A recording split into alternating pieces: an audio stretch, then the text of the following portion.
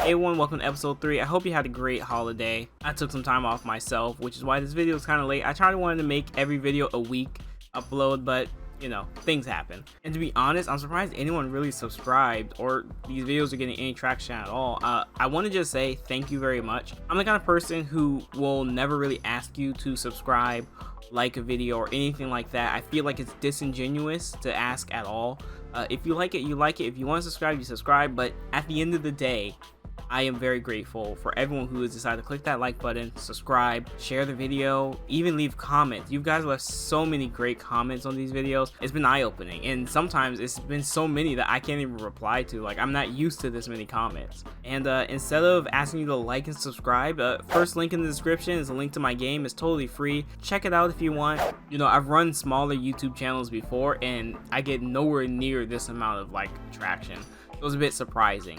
But of course, I'll try to reply to everyone's comments and read all of them when I can. But anyway, let's talk about High Garden Spice because that's why we're here. Each of these episodes, I wanted to tackle a core issue of the show. My first episode being about the mediocrity of the script itself. The second episode of how lazy it is. And I guess you could say this is about being lazy, but this is about self-control. The writers have zero self-control. Again, it goes hand in hand with our last episode because that's generally the issue of the show, is that the writers are self-indulgent, the writers are lazy, and the writers have very little life experience. Well, they might have a lot of life experience, but it doesn't come through in their writing. As always, stick to the end for a retrospective of the whole episodes that we cover this one, and let's jump into it. Festival of the Fall, Part 1. So this is our multi-part episode. There's only one of them, and by far, these are probably the best episodes. But I don't want to give the show too much credit. They're not that great. They are the best episodes. One of the reasons it's the best episode is because we have an established antagonist now. We don't have to rely on the characters creating conflicts for themselves or dealing with those conflicts, as you can bring another character in, bring forth conflict within the character and in the world. I feel like I use the word conflict a lot in this video. I want to try to avoid using it now, but it's not going to happen. Now, because this is a two-parter episode, I want to just try to rush through everything as fast as possible, even though essentially it's like 40 minutes long of a story. It's not that complicated. Who even are you? I'm Cal. And you're even cuter at second glance. Barf! You! Step away from the bird. Do any of you know that guy? You don't? He's a huge jerk. And Parnell's cousin. Once again, we have more male characters just being, ew, you're such a creep, dude. You're so lame. This is what they think bad men are like. This guy could have said way worse, let's be honest. But anyway, it's a costume party. It's a Halloween type episode. And I love Halloween. Halloween's one of my favorite holidays, so I can always appreciate it. I look demented. Hey, I put a lot of sweat into that costume. I can tell. Another one of those moments where the music like rings along with the character acting. Again, it would be really good if it was just funny or something. I'm sure it would win a laugh from a kid. I'm sure of it. Which again is why it's so weird they decided to have mature themes in a show that's written like it's a children's show. Written and looks like. A new mission for Neppy Cat. I must warn the girl ones. We also get the esteemed return of Nappy Cat.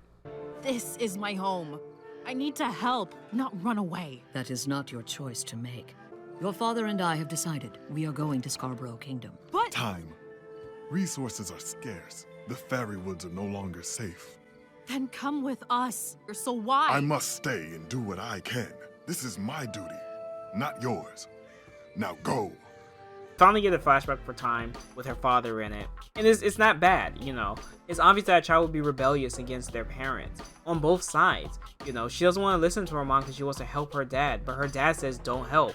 This is my job. But she wants to help him because that's her father. A very believable role that Time is playing right now. It's just upsetting that every time her plot comes up, it kind of just goes nowhere. The show just doesn't have enough time. Get it? To actually develop her story. I gotta tell my uncle about this the next time I'm in witch country. Are you actually going back over the break? Maybe.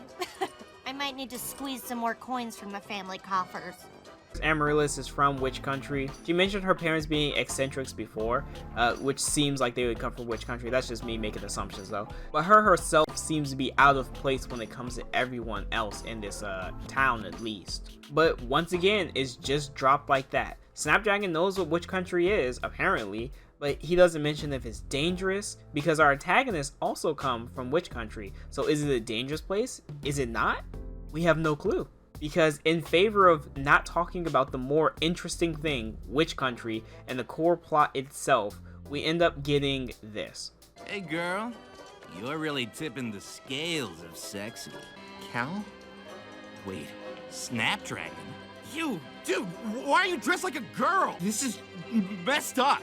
You're messed up. Funeral director, huh, Cal? You better get out of here before the funeral becomes your own. Because this scene, I feel, was probably more important to the creators than the witch country. The thing with more intrigue, mystery, and generally just more important, as we just learned about it. Now, of course, Snapdragon's story will play upon later on. They could have made this 2 separate scenes, cut between something else. They're not against cutting a scene and showing a different side plot. They've done it before. They've done it multiple times in the first few episodes.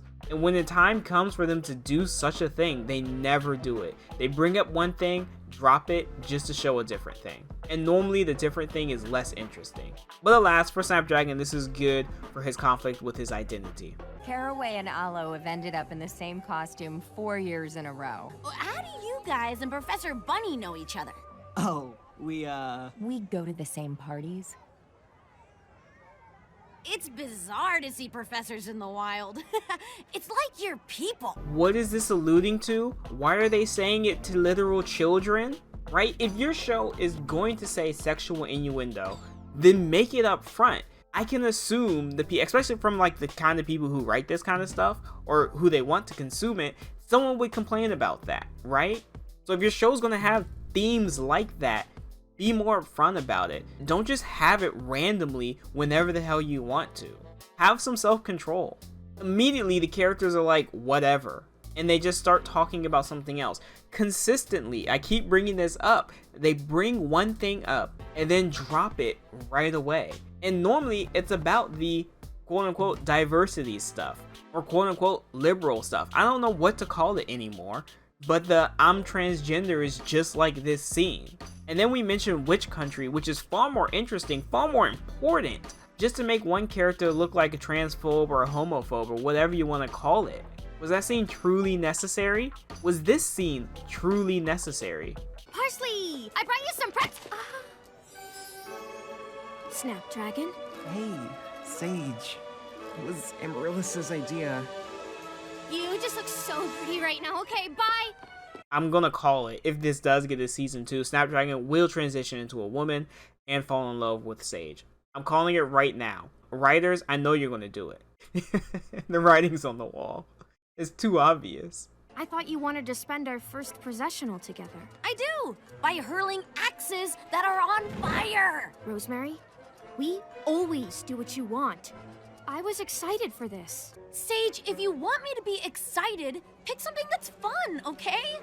We don't need to be heroes today. We can just be kids. When we were kids, you had fun just being around me. You didn't need us to go spelunking into some stupid volcano full of hot knives just to consider it a fun day. And you were never this annoying. You think I'm annoying? Sage and Rosemary have a clash of interest. Sage gets upset that Rosemary isn't as interested in the things she wants to do during their time. To me, it feels like Sage is supposed to be the one who's more understanding, but it comes off like she just is selfish at times, especially when it comes to Rosemary. But luckily for writers, this has been shown before with the Aster situation, so it's not something you can really disparage the character on, but it just seems like a weird thing to place at this point. We're almost at the end of series and we're now going through this? And this is especially weird for two girls who have been best friends forever, that they aren't willing to compromise for each other. This would make more sense if Rosemary had a friend that she was really into. But Aster is gone now, essentially erased from the plot because he has no more importance to it. What's stopping Rosemary from making that compromise? Just that she wants to go out and have a lot of fun? Remember in episode 2, when she got saddened by the fact that old magic was being disparaged compared to new magic, she was like, you're great, you're amazing. So is Rosemary just a fake friend? And these are the general issues that plague this show. No foresight. If Rosemary is the type of person who will praise her friend to no bounds just to make her happy, why would she not compromise on one little thing like this? Normally when you have two characters in a fantasy show where life or death is like the ultimate risk, they wouldn't just argue about a festival, right? These girls are supposed to be heroes sooner or later. Rosemary makes them remark, today's the day we're not supposed to be heroes. She also says that Sage kisses up to the teachers, which is far from the truth, because all we've seen is Sage be antagonized by the teachers. So where is Rosemary getting such information from? Have we skipped it in story? Well, obviously the answer is yes, but this fight comes off as, again, contrived. There you are! Ah! You missed quite the cat fight. Snap, are you still upset about the whole cow thing? Rill, keep your voice down. But if it'll make you feel better. What are you doing? Making sure nobody and nothing can hear or touch us. Now talk!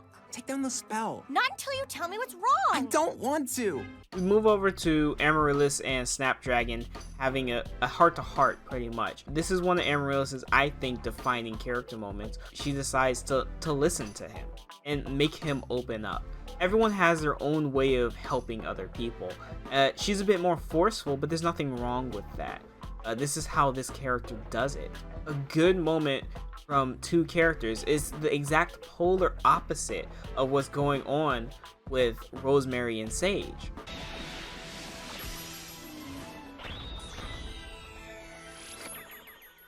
One of the best animated scenes, but I mean, I'm not going to give him too much credit since it's just a highlight.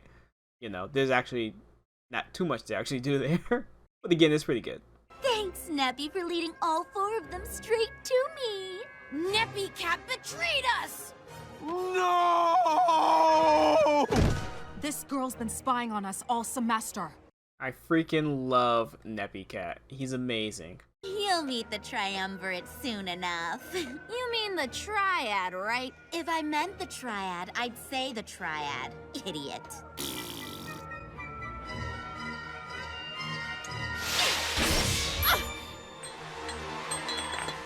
Sage, new magic comes naturally to me, unlike you. No! It's the only hope I have to save my home. I don't care. Now, how about you all come with me, willingly? We're not going anywhere with you. No? No use clinging to false hope, then. Oops. Clumsy me. Now imagine if we had this antagonist, this kind of moment early on to really test Sage and the new magic, right? Instead of having her teachers and school bullies, the least threatening thing out there. Or even monsters in a cave, an actual person with new magic. If she could see the negatives of new magic used by a bad person, it would truly justify her reasons for not using it. Like even there, like her just slowly reaching towards it, I think is really good. It's a good scene, followed by Olive berating her saying, it comes naturally to me. Like Sage's character is filled with ups and downs, or at least it should be, but she's given victory whenever conflict arises for her.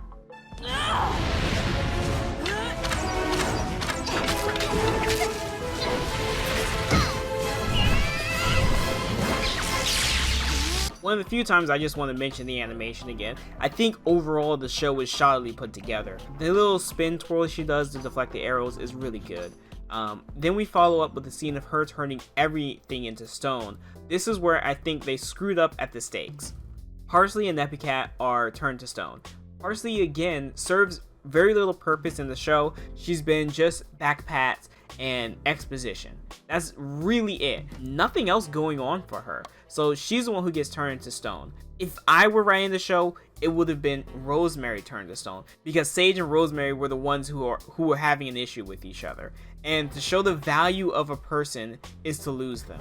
You don't know what you have until it's gone. Rosemary were to turn into stone, and let's say even the sword got stolen, whatever, it doesn't matter. But Rosemary is the sacrifice. Sage would then have to come up with a way of saving her friend because she's important to her.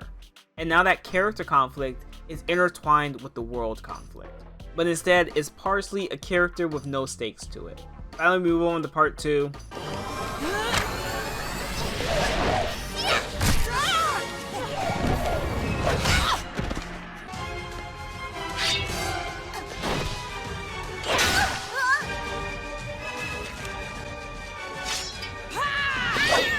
What do you want from us? I want us to pay a visit to the Triumvirate together. The episode opens up with an action scene, pretty standard one at that. Nothing special as compared to like the deflecting of the arrows in the last episode. Another thing I want to point out, because it'll play later on, Rosemary attacks Olive with her sword unsheathed. Rosemary would later feel bad about drawing blood against her enemy. At no point does she give second thought to just using the blade sheathed, or using the blunt end of the blade, or just using a stick. She instead goes straight for the blade. Now, you could say she was in a fit of rage or whatever, but I would feel like if her ideal is to not kill a person, then probably she wouldn't go for the lethal option, or at least the most lethal option.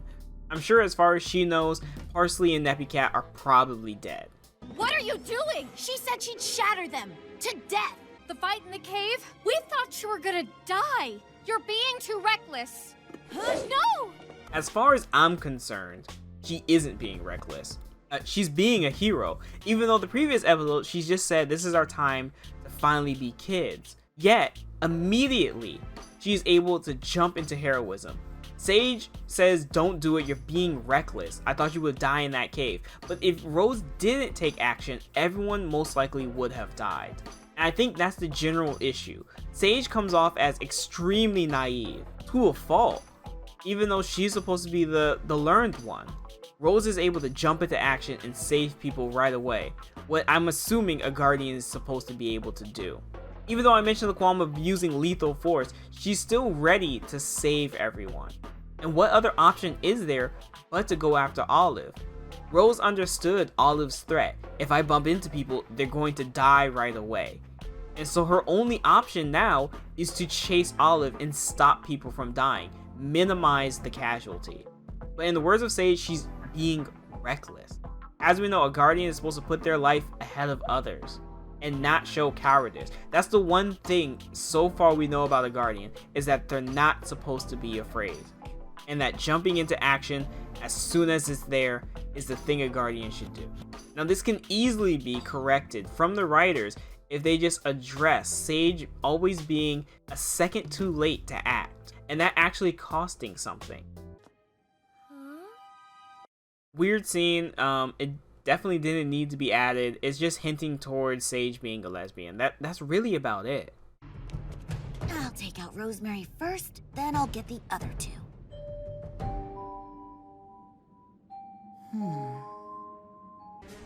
What?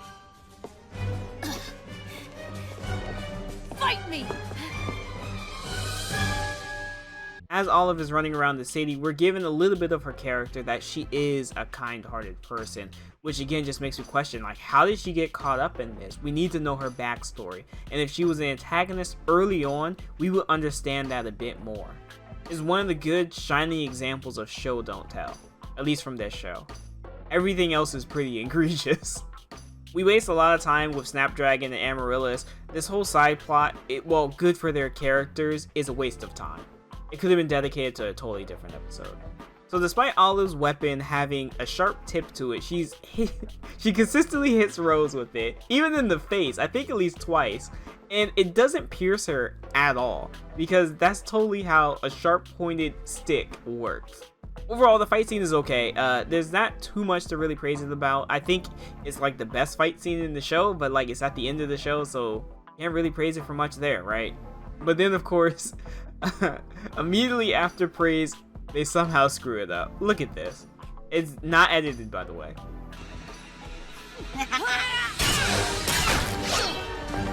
Like, dude, what the hell was that? Like, seriously, did they run out of budget?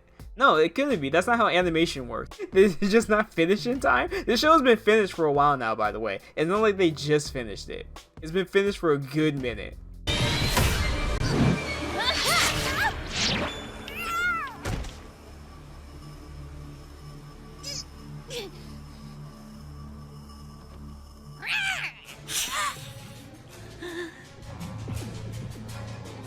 Another good moment of Show Don't Tell, where she looks at the blood and she's like, I injured a person.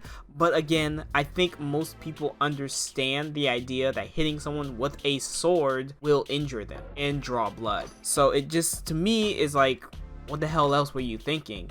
I understand the heat of the moment. It's like when some people say they shot someone, you know, it was just heat of the moment and then everything comes pouring in afterwards. So I guess it's one of those times. To me, it just seems like you should know better. In episode 1, she was swinging it around like a fool. Episode 3, she was swinging it around like a fool. Many other episodes, she just swings her sword around.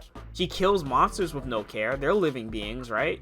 But they're monsters, right? So it shouldn't matter. You can just kill them. I've never seen anything like this. Not even when I lived in Witch Country. You lived in which country? I lived in the countryside. When I was young. We didn't practice new magic like everyone else. So you've always been unique.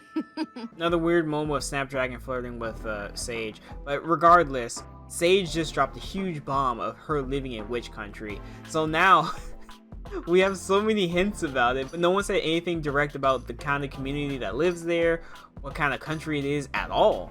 But we do know that bad guys come from it. Luckily for Sage, she was living in the countryside, you know, with the bumpkins. Amaryllis, focus. Tell us more. About Spooky City? I guess. It's basically made of money, castles everywhere, so many lights you can't even sleep at night. Not about Witch Country. Great way to introduce one of the cities in Witch Country, by the way, which I guess is like a metropolitan. Well, they just started selling them the last time I visited. There are these little high-tech sparkles with ready-made spells inside. They're super easy to cast. You just need a Terra Sphere and a spark. The spark spell stays in your Terra Sphere until you deploy it. So much power. With no required knowledge or work? How unsafe. How old magic of you to say that. How lazy of you to like these spells. Rill, Do you know how to undo the spell? All magic can be reversed, but you need the original Terra Sphere. It's unfortunate that the debate of old magic and new magic is pretty much left up to these children. For the audience, we gain nothing from it, besides an outdated perspective and a one character who can't explain how they feel about it, besides saying, I like it.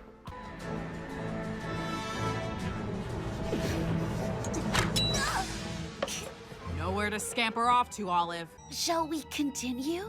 No, you're bleeding, Olive. Guess I tossed the healing water a bit too soon. These characters now care about her safety after deploying lethal weapons at her. Lethal. Time shot arrows at her, at least 3 of them, maybe even more. Furthermore, Rosemary's been swinging a sword at her. Do we truly care about her safety? Only now? Rosemary still has a bladed weapon pointed at her. Even after drawing blood, she has not chosen to sheathe the weapon at all and go for like a stick, a pipe, anything.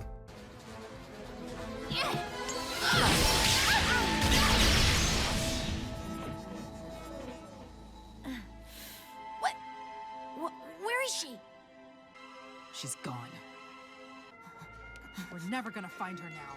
How Olive managed to escape such a scene, I have no clue. She just teleported, I guess? It makes no sense how she got away that fast while injured. Remember, she's stumbling all around the place. So her just escaping makes very little sense. Sage! I needed to do something! Oh, and that's what you went with. I'm not perfect. Neither are you.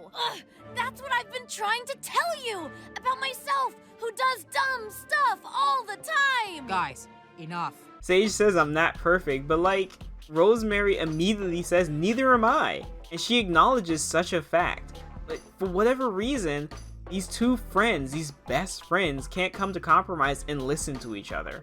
Now, of course, this is the best time to have this sort of conflict instead of like another school dormitory thing. So I'll give them that. but it just doesn't look good on Sage's character. Me as an audience member, it's just hard to believe. It's fabricated drama. I mean, all drama is, all written drama at least. They needed these two characters to be at odds in order for this conflict to go through. And so the core issue between Sage and Rosemary will continue on to the next episode. But, I mean, everyone is fine except that one bird that got shot earlier. So, whoop-de-doo, I guess? But don't worry, this means nothing as well, because they'll be friends by the next episode.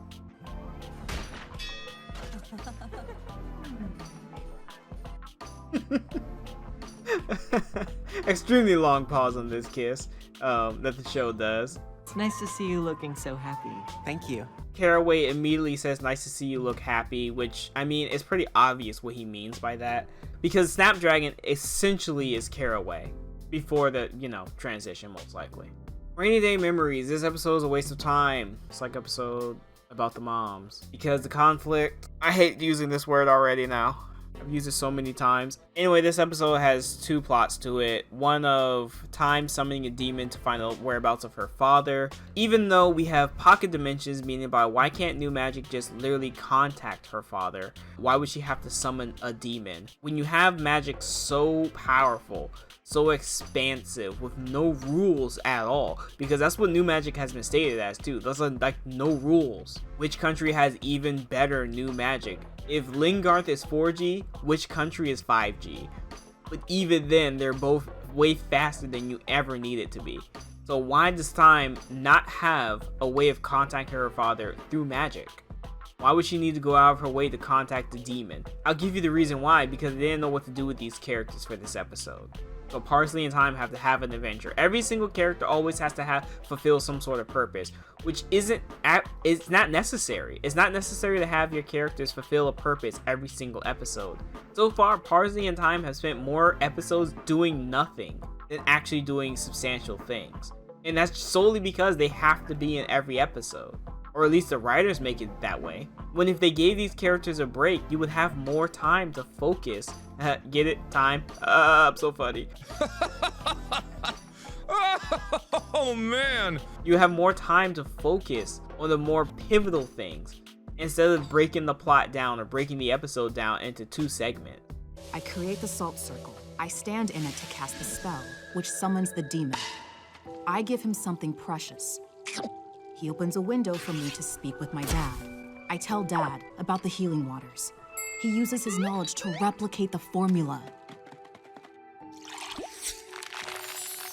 We save the fairy woods. This is like one of the most childish ways of portraying this. Like, remember, this is meant for apparently adults, and they describe it this way. The other part of the story is Rosemary and Sage are still fighting because for whatever reason, it takes, I guess, antics in order for them just to talk it out finally. But if you're a person like Rosemary who's willing to praise your friend nonstop just to make her feel better, why would talking it out not be a thing? Or let's say when they were doing the class games or whatever, Sage said they talk about their feelings with each other. So what's stopping them now? Just pettiness? Rosemary doesn't seem particularly petty. She even opened up dialogue. So is Sage just the petty one? We used to have so much fun together, but now, I don't know, it's confusing. You, sure do have a lot of feelings about Rosemary. Of course I do. On top of everything, my parents forbid me from using new magic, and that's impossible around here. Rose doesn't get it. Oh, I understand being at odds with your folks. In the middle of a heart-to-heart talk with Snapdragon, where Sage finally gets to talk about her feelings about Rosemary, out of nowhere she talks about old magic, when it doesn't pertain to the current situation at all. But that segue is only used to bring it back to Snapdragon. But it makes no sense. Of course Rose would know nothing about magic, and Sage would know that. Rose has never once had an inkling towards magic at all. So why she would bring it up to Snapdragon now of all times makes no sense. It's only to have Snapdragon say something about his parents and being at odds with his family. Could you maybe have a crush on Rosemary? What? Just consider it. You talk about her a lot. Of course I don't. We're just really good friends. I could never think of Rose that way. Increasing lesbianism. After that, we can just have a whole episode of hijinks ensue, even fighting a demon. I think the demon stuff is hijinks as well. All of it's pretty pointless to get to the core point of the episode, which is at the very end. Nothing of meaning ever happens in any of these episodes. The girls did what they should have done at the beginning or even at the festival, which is to apologize to each other because they're best friends who have known each other for so long. They literally are each other's emotional pillars. So it makes very little sense that they would stop relying on each other. Sure, I believe they would question each other's friendship, especially now of all times, but it just makes no sense that they wouldn't have tried to talk it out. And so we get to hug it out and be happy-go-lucky at the end. Lesson learned, guys. Episode 11, the side pith, or however you pronounce it, doesn't matter. The episode opens with the students being tested against this tentacle monster. This is very important. Everything I've been saying up till now is pretty much for this episode. When I said wait for it later, I'll explain this later, it's for this episode. So fighting this tentacle monster is a trial on its own. They're testing the students for a mission. If they pass this, they can take that said mission. This test itself should probably be around the lines of what they need to do for said mission. We get an exceptionally weirdly gory part where they kill the test monster. So the thing is, they kill the monster. So you're assuming their next mission is to kill a monster because they were trained and they were approved to take this mission because they killed the test monster.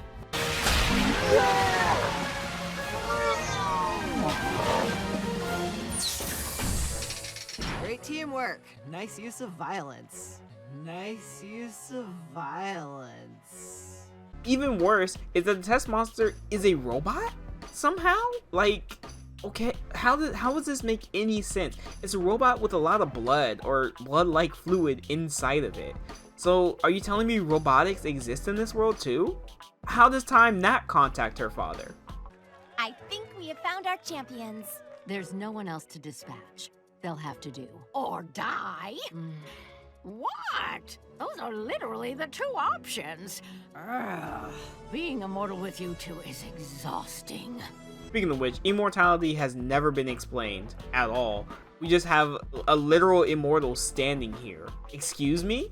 Why not just share that magic? Why are people suffering at all if immortality exists as a spell? Valiant efforts, lass. While all... Sorry. Most of you performed well. What the hell is that about? Legitimately, what the hell is that about? Kids just randomly try to kill their teacher? For what reason? We select Calamagrostis, parsley, rosemary, sage, snapdragon, and thyme. Good luck. Only protagonists get involved in this because of course the 4 protagonists have to be involved in this story because the writers don't know what else to do. They don't know how else to not include all of the characters. Callum is only included to justify Snapdragon's identity issues and to be another toxic male. We've received an urgent request for help from the Mer people at Serenia Honors Institute. Merfolk students were on a research mission near Witch Country studying changes to the reef system. When they were chased by a Psypith. They need your help capturing him. The Merfolk are unable to get close to the Psypith. They must capture him. Alive! So immediately, the question is, why were they accepted if the goal is to capture the beast when they killed the test monster? Did the teachers not tell them to capture the test monster? They said kill it? And even so, are guardians supposed to care about monster life? Let's flash back to the point where Rose's mother killed the Chimera, whatever the hell it was, I think a Manticore. When Rose killed a bunch of monsters in the cave in episode 7, are guardians supposed to care about life? Well, why not just kill the dragon? Why can't we just raise another dragon? Did none of the students get any more healing stuff? Did you not just grow another dragon? These are all questions that have to be asked because the writing doesn't address any of it. I want to save you some time. They kill the dragon and they feel bad about it, but that's why I'm asking those questions. Are they supposed to care about life? And if life, that means every life? Well, why does Rose attack all of a human, or at least a thing with a human form, with lethal force in the beginning? Are they not taught any of this? It's peaceful being on the water. Don't you mean in the water? I know you'd rather be swimming with the other mermaids. What are you talking about? Like you don't remember gallivanting around the autumn processional? You loved making such a splash in your mermaid costume. It was just a costume. I know I'm not a mermaid. No, but you loved dressing like one, didn't you? Again, Hard Guardian Spice relies on his characters to be bullies in order to create conflict. Because Cal is written poorly, he gets shit kicked out of him by Snapdragon, of course. And apparently Snapdragon broke his wrist. How frail is he? We're then given a Magical Girl sequence where the girls finally transform into Mer girls, I guess? I don't know. Most people have pretty much panned this pretty hard. Yeah, I think it's pretty bad. There's a DC Girls thing. I think it's called DC Girls. Something like that, which have some really good Magical Girl transformation sequences. They could have copied anyone else, to be honest. Speaking of which, bows don't work like that underwater. Just a thing. We all serve the mission in different ways. Right. Every moment is teachable. Cut the sarcasm, Snapdragon. The Triad would want me to suspend you. I'm giving you a second chance, but you're going to have to talk to me. Caraway ends up forcing Snapdragon, or I guess I should say the writers end up forcing Snapdragon to submit to Caraway in order for they could talk about transition magic. Because at the end of the day, this is what Snapdragon's character was pretty much made for. I would love to give them credit for tackling identity, but this is inevitably where it's going to go. Snapdragon will transition, and Ray Rodriguez will be able to write that transitioning story that they probably wanted to. I have zero faith in the writers whatsoever to handle it with care. We've already seen how they've handled the I'm transgender scene. So to handle such a thing with nuance, I don't believe they could do it. So instead of this ending up being a heart-to-heart with teacher and student, it ends off being a thing of Caraway being able to tell how great transition magic is. And... Time. Time. A nice name. I like it. I like things too. Lesbianism increasing. Caution. Caution. Gonna be more obvious, right?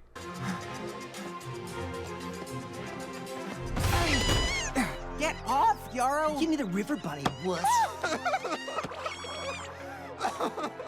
What's this, sons of Hawthorne? You let Yarrow take your pet. Snapdragon, I have something you want. Take it from me.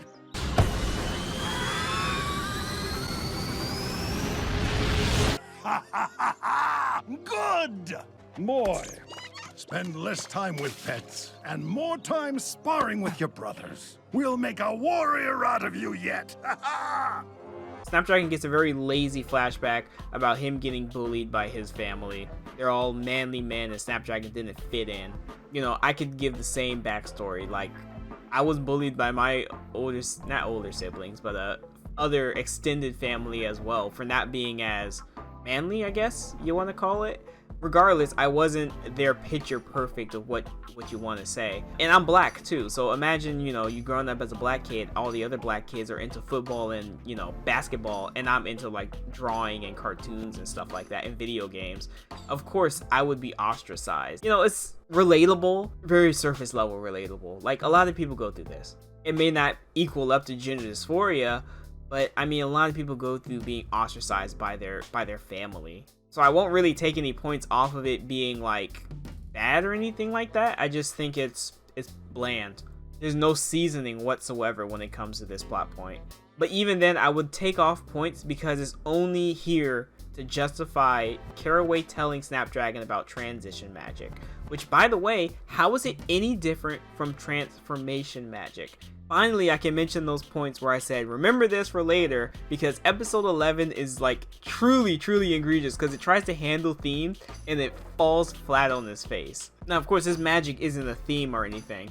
I'm just saying, we had transformation magic in episode 2 where the teacher transformed a lizard into a mammal and the other one into a not mammal with sharp stuff.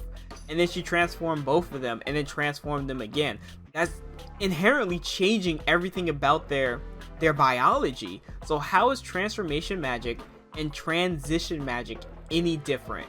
Or we can even say that when all the kids drank the poison in episode 2 as well, they transformed also. So how is it any different? How is one that permanent and one you need to take a potion for? It doesn't make any sense. And why doesn't it make any sense? Because everything that involves Caraway is a self-insertion of the director's wishes. Potion once a month is most likely just an allegory to taking hormones. Yet in a world of magic, how do we not see more people just transforming themselves more often?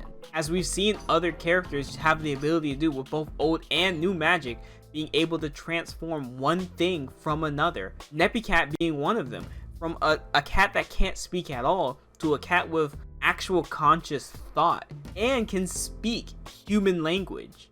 And that's what I mean, nothing about this was thought out at all. Like, all of the kids coming into High Guardian Academy seem to be Harry Potters. They know nothing about magic. Nothing at all. Even though they all should be coming from magic families, and the whole world itself accepts and acknowledges magic. Cal disrespected me. You wanted Cal's respect, but what you got was his fear. They are not the same thing. You're lucky you get to believe that. No one's questioning your manhood. You have no idea. Immediately, right there, that's just Ray Rodriguez saying it. It's just Ray Rodriguez saying that line. And then to say, you just got Cal's fear? I'm sure he was scared after you started punching him, yeah, sure. At best, it's mockery. I think the thing about transphobia, right? Like, people say you're transphobic. Are they afraid of trans people? Or are they mocking them? Are they belittling them? There's a big, big difference between someone mocking you and someone actually being afraid of you. And what Cal was doing, he was mocking him. He was mocking Snapdragon. He wasn't afraid of him. He only was afraid, with quotes, when he started swinging. I don't know, it's like the girls, they look so strong and beautiful as mermaids. But you can't change what you were born into. Snapdragon, listen. You say I can change paths? But it's not like I can just stop being a guy. Do you know anything about transition magic? If this show really wants to tackle such a thing, they've already flopped because they made it a show about fantasy. So to throw this in there, your audience is only going to question it and be like, why are these things in your show? What importance does this have to the show? Now, I know Ray Rodriguez said this is a story about growing up, but this is definitely not something that you try to tackle. I can't get behind this scene at all. I just want you to remember that, like, characters don't know anything about this transition magic. This magic doesn't really cost anything, right? So why aren't there more people like this?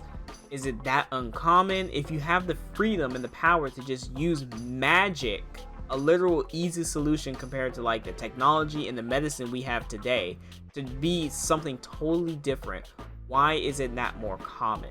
And if not common, why is it not known? At this point, he says transition magic, not transformation magic. But truly, what is the difference between transformation and transition magic?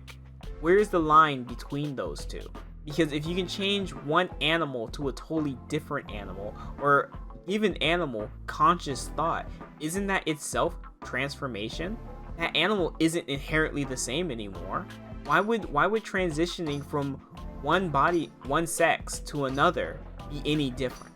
And this is why I despise Caraway's character, because it is nothing but a self-insert of Ray Rodriguez's wishes, with no thought put behind it whatsoever. And while Caraway might say there are more options than you think, let's be honest, that will go with the transition, because the writers are self-indulgent. Anyway, back to the main plot. Apparently the main plot. The dragon that they're supposed to totally not kill is rampaging around. Of course, they want to keep this dragon around because, oh my god, he's so well-mannered. I know that something's manipulating it. At the same time, saving him seems like a waste of time. He's already injured a few people. He's more of a danger and a liability than anything else. He's breaking out! I'll block the door! Your magic is too unstable! Sage, stop! I can't!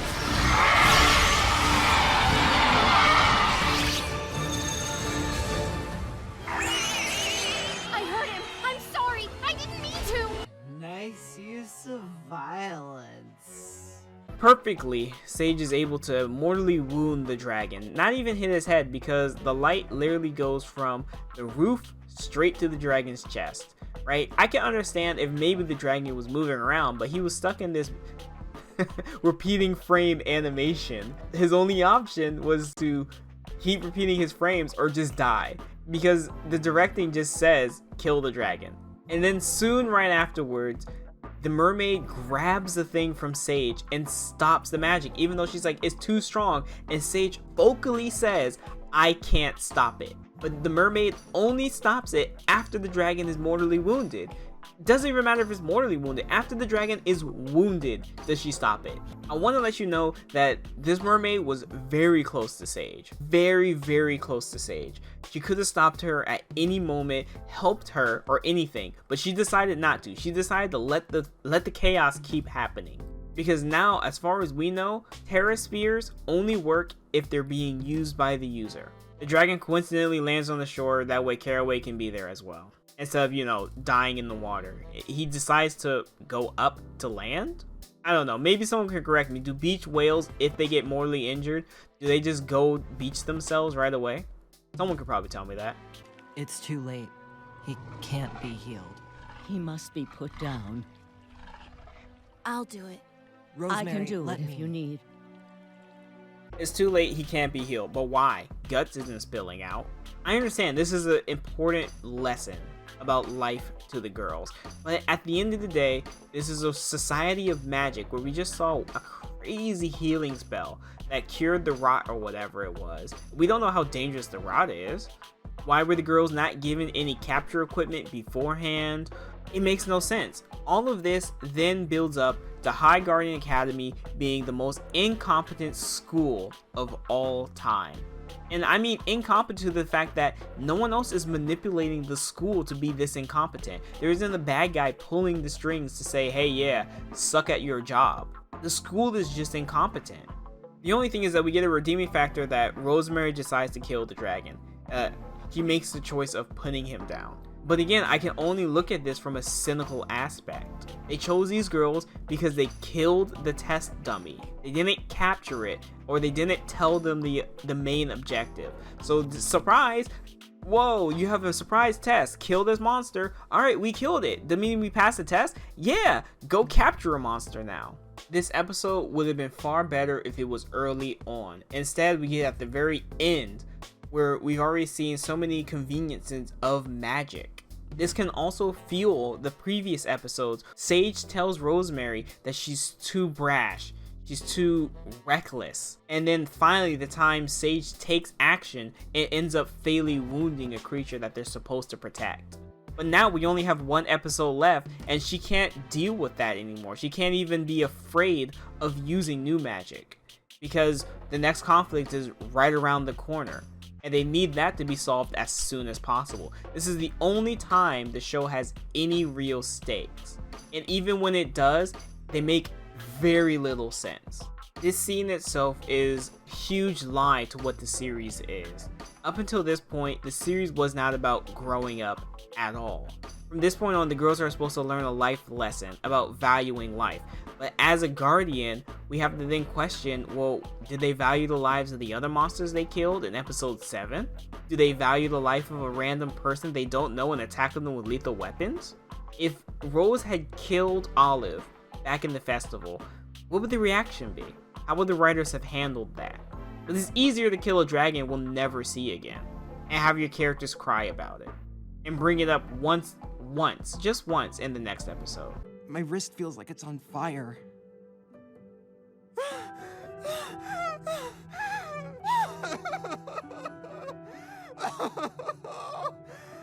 Snap? It's followed up by a very, very stupid scene of Snapdragon crying. It's only there to exist because Amaryllis has to support him, but it's such a stupid scene of him just crying because he broke his wrist punching a guy. If he was this frail, how did he get through any of the training? Especially with that large ass axe he had.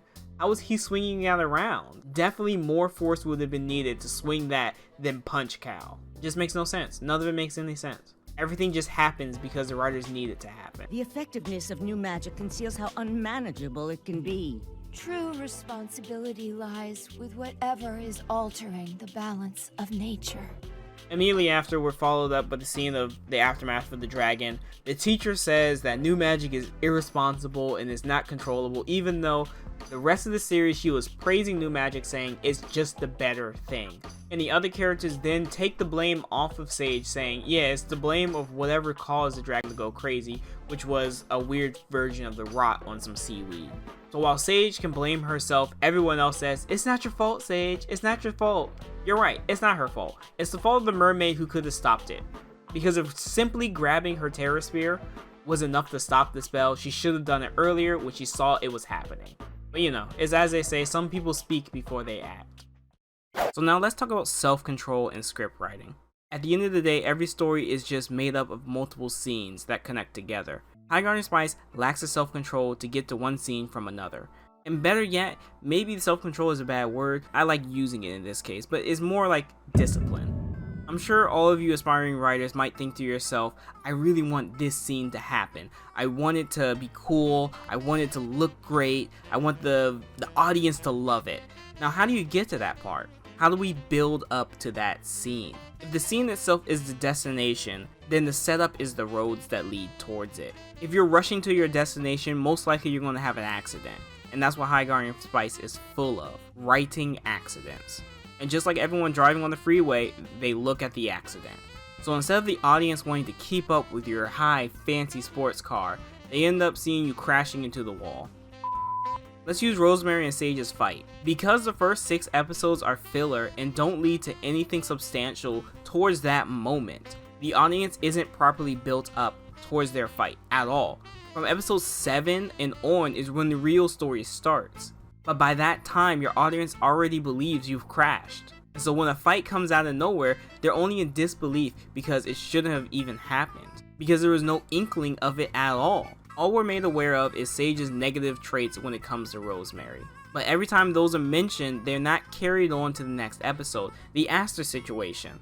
Even though Sage acknowledges that girls talk about their feelings, meaning by most likely she's talking about her and her best friend, she doesn't mention any of this at all. Her Rosemary, never is it seen in story. So you only can assume, oh, well, they're on good terms because the next few episodes, they're back to talking to each other like normal. Their disagreement doesn't get in the way of the major conflict at all, because Rosemary is allowed to just run off by herself and have her fight with Olive, which then leads the group back together to convene, and Olive is defeated, quotes, and everyone is saved. And then the girls continue their fight from there. But again, because they have no discipline, instead of having the two characters stick together and fight the whole time through, they end up splitting them, making it convenient for that fight not to happen while the major conflict is going on.